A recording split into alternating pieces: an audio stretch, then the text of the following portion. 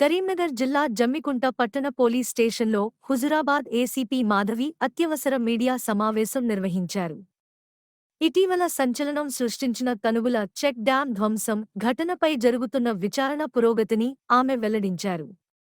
ఈ సందర్భంగా ఏసీపీ మాధవి మాట్లాడుతూ, సుమారు 3 కోట్ల రూపాయల విలువ చేసే తనుగుల చెక్ డ్యాం ధ్వంసం కావడంపై కేసు నమోదు చేసి లోతుగా దర్యాప్తు చేస్తున్నట్లు తెలిపారు. చెక్ డ్యాం సాధారణంగానే కొట్టుకుపోయిందా?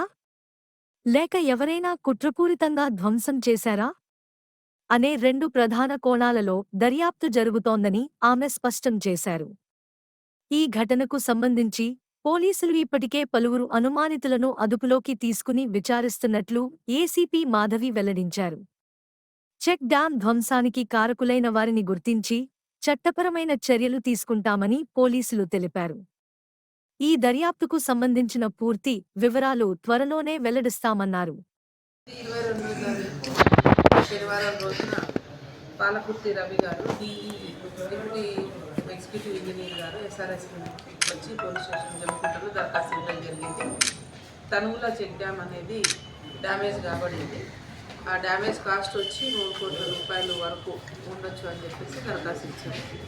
దాంట్లో ఆయన కొంత సస్పిషియస్ ఎట్లా జరిగిందనే దానికి మాకు పూర్తిగా తెలియదు, కానీ గ్రామస్తులందరూ కూడా కొంచెం సౌండ్స్ వచ్చినాయి అని చెప్పేసి ఒక పదం రాశారు.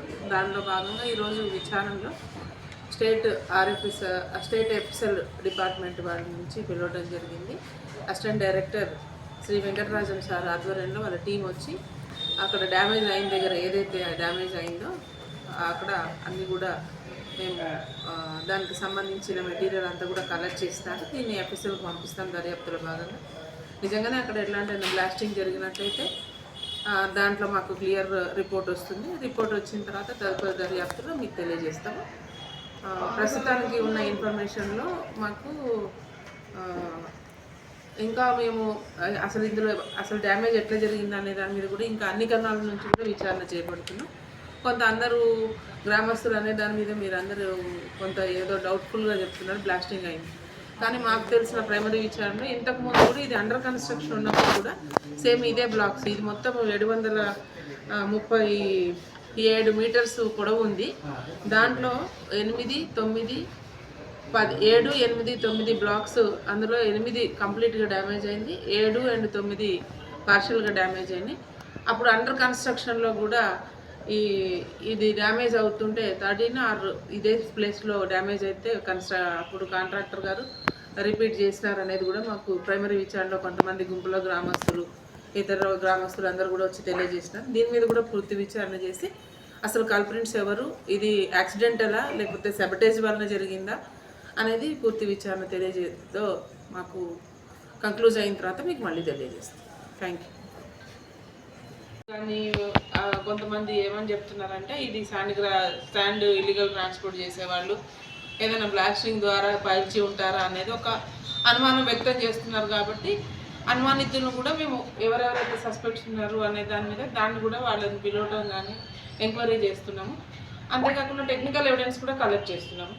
ఆ టెక్నికల్ ఎవిడెన్స్లో కూడా మేము పూర్తి విచారణలో భాగంగా ప్రతిదీ కూడా మైన్యూట్గా చెక్ చేయడం జరుగుతుంది.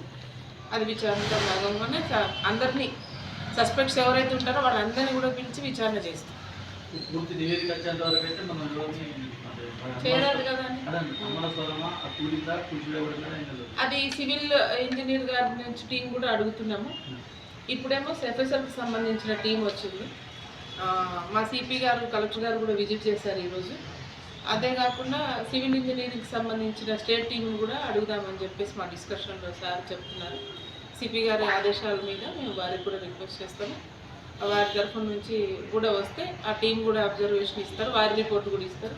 అది ఎలా జరిగిందనే దాని మీద ఈ 2 కోణాలలో ప్లస్ మనకున్న లోకల్ విచారణలో కూడా కొంత మీరు సస్పెక్ట్స్ని తీసుకురావడం, ఇంకేమైనా క్లూ కూడా ముందుకు వస్తే దాని ప్రకారం కూడా ముందుకు వెళ్తాం.